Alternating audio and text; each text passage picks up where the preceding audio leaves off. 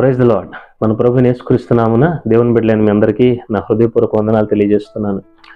దేవుని మహాకృపను బట్టి గడిచిన దినాలన్నీ ప్రభు యొక్క సహాయాన్ని బట్టి మనం ముందుకు నడుస్తూ ఉన్నాం. అలాగే ఈ పరిచర్యలో ప్రభు మాకు అనుగ్రహించిన కృపను బట్టి మీతో కొన్ని విషయాలు షేర్ చేసుకోవడానికి పరిశుద్ధాత్మ దేవుడు చేస్తున్న సహాయాన్ని బట్టి నేను సర్వ మహిమ ఘనత ప్రభావాలు ఆయనకు మాత్రమే చెల్లిస్తున్నాను. ఈరోజు ఈ వీడియోలో ఒక ముఖ్యమైన విషయాన్ని మీతో నేను మాట్లాడాలని నేను ఆశపడుతున్నాను. చాలా ముఖ్యమైన విషయం, దయచేసి ఎవరు మిస్ అవ్వద్దు, చివరి వరకు చూడండి. If you are a Christian, this is very important your spiritual life.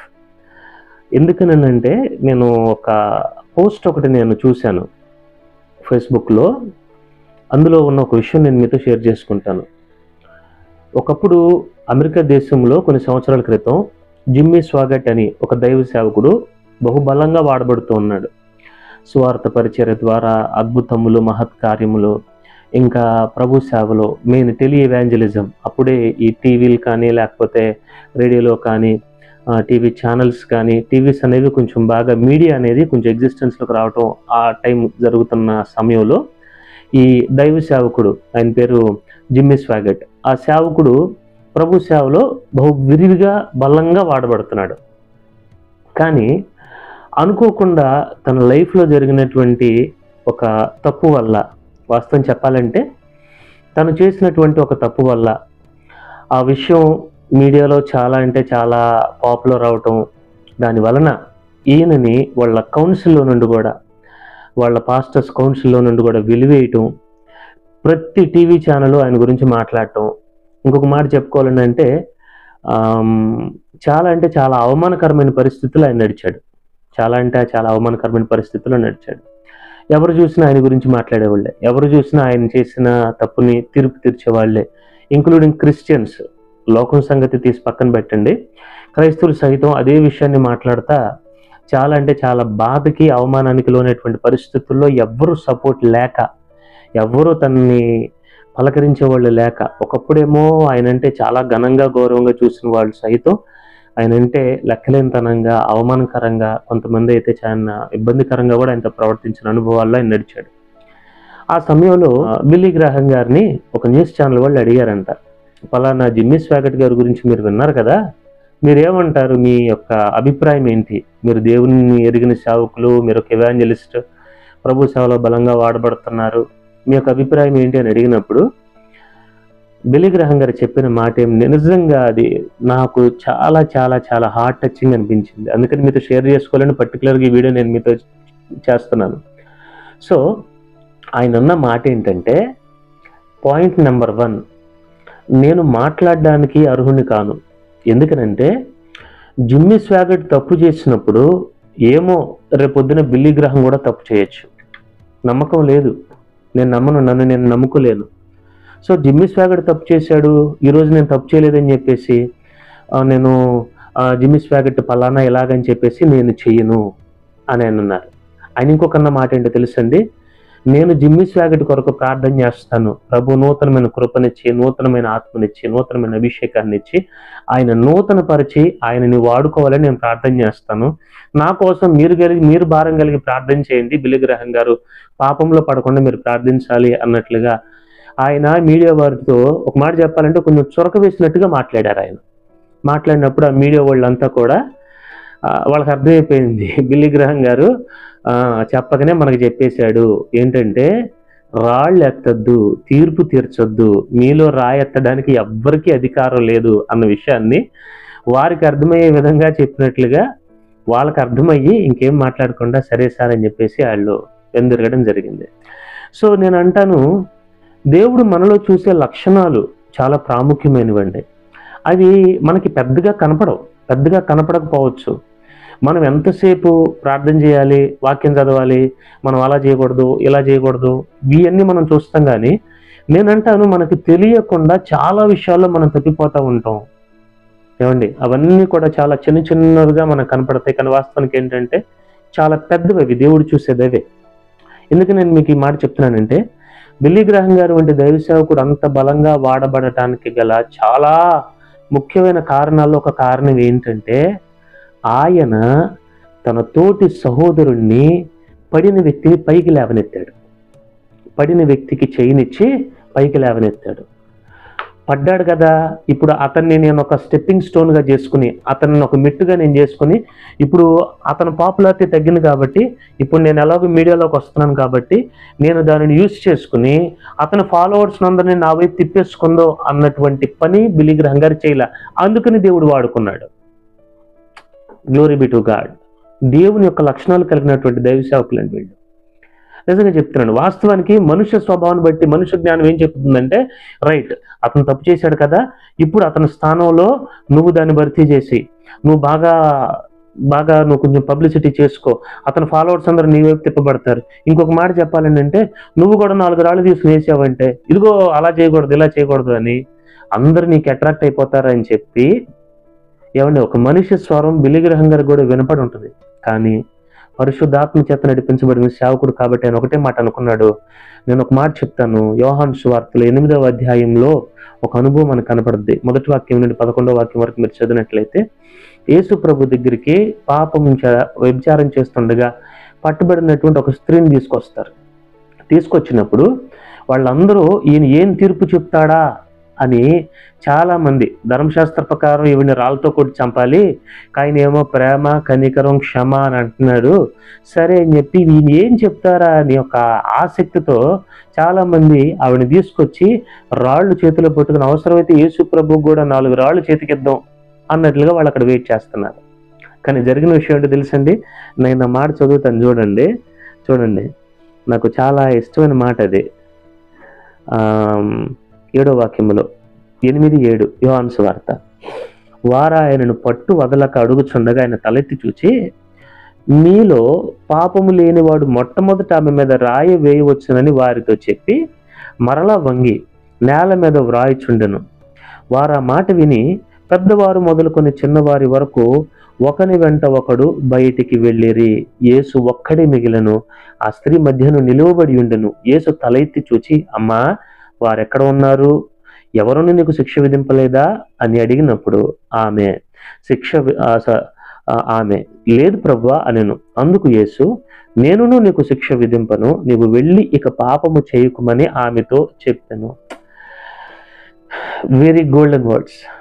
నిజంగా మన జీవితంలో పాపం నుండి మనం విడిపించబడాలి అని అంటే చాలా బలమైన అస్త్రం ఏంటో చెప్పమంటారా? క్షమాపణ. సీరియస్లీ, మీరైనా నేనైనా కానీ పాపం నుండి మనకు విడుదల కలగాలని అంటే మన హృదయంలో అది ఎక్కడ స్టార్ట్ అవుతుంది అంటే ప్రభు యొక్క క్షమాపణ నుంచి స్టార్ట్ అవుతుంది. అది నిజంగా మనం దేవుని యొక్క క్షమాపణను ఎరిగినప్పుడు మన జీవితంలో పాపము పట్టు కోల్పోతుంది, మనలో పశ్చాత్తాపం మొదలవుతుంది. యేసు ప్రభు పాపం చేసినటువంటి స్త్రీని సమర్థించారు అని అంటే ఆయన పాపాన్ని సమర్థించలా. Note this point. ఆయన ఆమె చేసిన పాపాన్ని సమర్థించలేదు, కానీ పాపము చేసినటువంటి వ్యక్తిని ఆయన సమర్థించుకున్నాడు. నేను అంటాను, మనం అందరూ అనుకుంటాం యేసు ప్రభు పరిశుద్ధుల దేవుడు, యేసు ప్రభు అలాగని అనుకుంటాం కదా. మీరు బైబిల్ మొత్తం గమనించండి. ఆయన బలహీనులకు దేవుడు, ఏమండి, ఆయన ఆరోగ్యం లేని వారికి దేవుడు, ఆయన అనీతిమంతులకు దేవుడు, ఆయన పరిచయాలు ఇంటికి వెళ్తాడు, భోంచేస్తాడు, పాపుల మధ్య కూర్చుంటాడు, భోంచేస్తాడు. ఇంకొక మాట చెప్పనా, పాపుల లైన్లో నిలబడి ఆయన బాప్తిజం కూడా పొందాడు, బాప్తిస్మ యోహాను దగ్గర. చూడండి, యేసు ప్రభు యొక్క మార్గం మీరు గమనించండి. సో మన జీవితంలో పాపం నుండి మనకు విడుదల కలగాలంటే వెరీ సింపుల్, అది చాలా పవర్ఫుల్. ఏంటంటే దేవుని యొక్క క్షమాపణ మనం ఎరగాలి ముందు. అప్పుడు ఆ క్షమాపణ, ఆ కృప ఏం చేస్తుందంటే మీ జీవితంలో పాపం నుండి మీకు విడుదల కలగజేస్తుంది. అట్ ద సేమ్ టైం నువ్వు పాపం నుంచి విడిపించబడ్డావు కదా, నేను విడిపించబడ్డాను కదా. ఇప్పుడు ఎవరన్నా పాపం చేసినటువంటి వ్యక్తులు మనకి తారసపడినప్పుడు లేదా మనకు ఎదురైనప్పుడు మనం అప్పుడు రాయి తీసుకోం. ఎందుకనంటే రాయి వేయటానికి అధికారం ఉన్న ఆయన సైతం మనల్ని క్షమించి, ఏమంటే ఇక మీదట పాపం చేయొద్దని చెప్పినప్పుడు పాపం లేని వ్యక్తి రాయేయలేదు కదా, మరి పాపం కలిగిన మనం ఎలా రాయి తీసుకోగలం? నేను అంటాను, బిల్లీ గ్రహం గారు ఎంత చక్కటి ఆయన యొక్క మనసు నాకు భలే నచ్చిందండి నిజంగా. ఆయన ఒకే మాట అన్నారు, జిమ్మీ స్వాగట్ పాపం చేశాడు అని అంటే రేపొద్దున నేను కూడా చెయ్యొచ్చు. ఈరోజు నేను ఏదో చేయలేదని మీరు నా దగ్గరకు వచ్చి మైక్ పెట్టి మీరు మాట్లాడని, మీరు చాలా గొప్ప పాస్టర్ మాట్లాడుతున్నారు అని అంటున్నారు. రేపొద్దున అదే తప్పు నేను చేస్తే మీరందరూ ఏం చేస్తారు? నా గురించి ఇంకొకరి దగ్గరికి వెళ్తారు. వాస్తవం మాట్లాడుతున్నాను నేను. సో ఏంటంటే ఈ విషయాలన్నీ మనం గ్రహిస్తే దేవుడు వీళ్ళని గొప్ప గొప్పగా వాడుకోవడానికి గల కారణం ఏంటంటే వీళ్ళు ఏదో హడావిడి చేశారని కాదండి. They were very simple like you and me. మీలాగా నాలాగా చాలా చాలా చాలా సింపుల్గా ఉన్నారు. ఒకటి గుర్తుపెట్టుకోనండి, ఒక వ్యక్తి ఆత్మీయంగా ఎదుగుతున్నాడు అనడానికి ఒకే ఒక గుర్తు ఏంటో తెలుసా? ఆ వ్యక్తికి ఏదో సబ్స్క్రైబర్లు పెరగడం కాదు, లేదా అతను పెద్ద చర్చ్ అయిపోవడం కాదు, లేకపోతే అతనికి వరాలలో ఆపరేట్ చేయడం కాదు, లేకపోతే బాగా వాక్యం చెప్పేయటం, ఇవన్నీ కూడా కాదండి. Just simple. చాలా తగ్గించుకుంటాడు అతను. Very simple, very simple. చాలా అంటే చాలా తగ్గింపు కలిగి ఉంటాడు. He knows that is a very simple man. Without Jesus he is nothing. ప్రభు లేకుండా అతను ఏమీ కాదనే విషయం అతనికి తెలుసు. అందుకని తను ఎవరిని తీర్పు తీర్చడు. మీరు తర్వాత మత్తయి సువార్త 7వ అధ్యాయం చదవండి. ఏమండి, తీర్పు తీర్చొద్దనే బైబిల్ చెప్తుంది. నేను ఎందుకునో ఆ ఇన్సిడెంట్ నాకు చాలా బాగా నచ్చిందండి. అందుకని నేను మీతో షేర్ చేసుకోవాల్సిన అవసరం ఎంతైనా ఉంది అని నాకు అనిపించి నేను మీతో షేర్ చేసుకుంటున్నాను. కనుక దేవుని బిడ్డలారా గమనించండి. అలాగని చెప్పి పాపం చేయొచ్చు, ఏం పర్లేదు, యేసు ప్రభు క్షమించాడని నేను చెప్పట్లేదు, పాపాన్ని నేను సమర్థించట్లేదు. బట్ ద ఫ్యాక్ట్ ఈజ్ ఏంటంటే we are not suppose to judge anyone. మనం ఏంటంటే మనం ఏ స్థితి నుండి వచ్చామో, మన ఆత్మీయ జీవితం మనం ఎక్కడి నుంచి ప్రారంభమయ్యి ఎన్నిసార్లు పడ్డం లేచో, ఎన్ని తప్పులు చేసాం, ఇవన్నీ మనం మర్చిపోతాం. మన మీద కొద్దిగా గెయిన్ చేయగానే వెంటనే పక్క వాళ్ళందరూ మనకి చిన్నోళ్ళలాగా కనపడతారు. స్వనీతి, స్వనీతి, సింపుల్ ఒక మాటలో చెప్పాలంటే స్వనీతి. సో నేనంటాను, దయచేసి ఎవరి యొక్క భక్తి జీవితాలతో మీ భక్తి జీవితాన్ని పోల్చుకోమాకండి. ఎందుకనంటే మీకంటే ఎక్కువగా ఉన్న వారిని మీరు చూశారంటే కనుక మీరు డిప్రెస్ అవుతారు. నేను అలా అవ్వలేకపోతున్నాను ఎందుకని అని. మీకంటే తక్కువగా ఉన్న వారిని మీరు చూశారంటే వాళ్ళకంటే నేను చాలా బెటర్, చాలా విషయాల్లో నేను చాలా మంచివాడిని అని అనుకుంటాం. సో అలా కంపేర్ చేసుకోవద్దు. కానీ దేవుని వాక్యంతో, ప్రభుని యేసుక్రీస్తుతో మనం గనక బేరేజ్ చేసుకున్నట్లయితే కనుక ఆ వాక్యము మనల్ని కృంగిన సమయాల్లో లేవనెత్తుద్ది. అర్థమవుతుందండి? అలాగని చెప్పి మనం హెచ్చిపోతున్న టైంలో వాక్యం తగ్గిస్తుంది. ప్రభు వాక్యం మాట్లాడుతుంది మనతో, యేసు ప్రభు క్యారెక్టర్ మనతో మాట్లాడుతుంది. సో దేవుని బిడ్డలారా గమనించండి, క్షమాపణ అనేది చాలా చాలా గొప్ప అనుభవం. అలాగే నేను మీతో తెలియజేయాలనుకుంటున్న మాట ఒకటి ఏంటంటే, so don't judge anyone, kindly don't judge anyone. If you are weak, pray. మీరు ఒకవేళ బలహీనలుగా ఉన్నారా, ప్రార్థించండి. ఒకవేళ బలవంతులుగా ఉన్నారా, బలహీనల కొరకు ప్రార్థించండి. So this is the best thing that you can do to become like Christ. ఇది క్రైస్తవ సమాజంలో చాలా చాలా ప్రాముఖ్యమైనది. ఎక్కడో ఏదో ఒక ఇన్సిడెంట్ జరిగింది, ఎవరో ఏదో చేశారు, దాన్ని పట్టుకుని మనం మాట్లాడేసుకుని డిస్కస్లు చేసేసి దాన్ని టామ్ చేసేసి ఎవరికైనా కానీ పడితే కానీ తెలియదు బాధ ఏదైనా కానీ. So never judge anyone, don't gossip about anything. ఒకరి గురించి మనం అనవసరంగా వ్యర్థమైన విషయాలు మాట్లాడుకోవాల్సిన అవసరం లేదు. ఆ విషయాన్ని మీరు దయచేసి గమనించండి. నేను ఎప్పుడు ఒక మాట నాకు అనిపిస్తూ ఉంటుంది, దయచేసి ఇలా చెప్పినాను అనుకోమాకని, కానీ చెప్పాల్సిన అవసరం ఉంది. ఫర్ ఎగ్జాంపుల్, ఒకరి గురించి మనం మాట్లాడుతున్నాం అనుకుందాం. ఫర్ ఎగ్జాంపుల్, ఒకరి ఇంటి విషయం కానీ ఏదైనా విషయం మనం మాట్లాడతాం అనుకుందాం. బయట వాళ్ళ విషయాలు అయితే మనం మాట్లాడతాం. అదే మన ఇంట్లో విషయాలు అయితే దాన్ని ఏం చేస్తాం, కవర్ చేసుకోవడానికి ప్రయత్నం చేస్తాం. అదే ఇల్లు దాటకూడదు, గుట్టు దాటి బయటకు వెళ్ళకూడదు, గుమ్మం దాటకూడదు అని ఏమన్నా అవునంటున్నారు కదా. నేను వాస్తవాలు మాట్లాడుతున్నాను. సో నేనేమంటానంటే, అది బయట వాళ్ళ విషయమైనా ఇంట్లో వాళ్ళ విషయమైనా ఏది వేరొకళ్ళ దగ్గరికి దయచేసి దాని ఒక గాసిప్ కింద కానీ దయచేసి దాన్ని ఎంటర్టైన్ చేయొద్దు. ప్రార్థించండి, వాటన్నిటి కొరకు మీరు ప్రార్థించండి. ఇది ఒక దైవికమైన లక్షణం.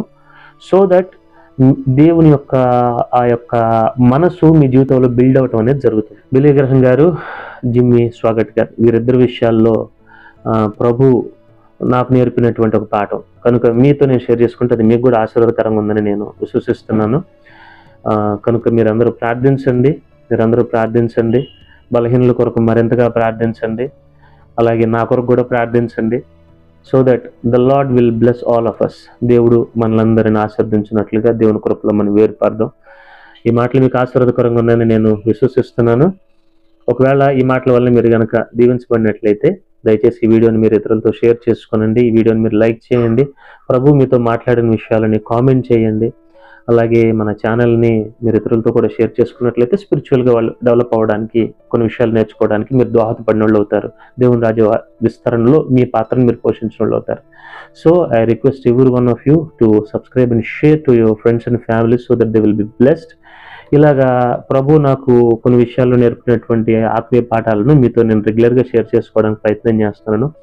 సో నా కొరకు కూడా ప్రార్థించండి. ఈ పరిచర్య ఆగకుండా కంటిన్యూ అవడానికి ప్రభు సహాయం చేయనట్లుగా. ఇది శక్తి చేత బలం చేత అయితే కాదు, ఇది దేవుని యొక్క ఆత్మ ద్వారా ఆయన సహాయం చేస్తేనే జరగాల్సిన పరిచర్య కాబట్టి సో ప్రభు సహాయం చేయనట్లుగా మేము కూడా నమ్మకంగా దేవుని పనిలో ముందు కొనసాగడానికి మీరందరూ ప్రార్థించవలసిందిగా ప్రేమతో తెలియజేస్తూ ఈ మాటలు ముగిస్తున్నాను. ప్రభువు మిమ్మల్ని సమృద్ధిగా దీవించును గాక. May God bless you. Shalom. మరలా ప్రభు చెప్పినప్పుడు కలుద్దాం. God bless.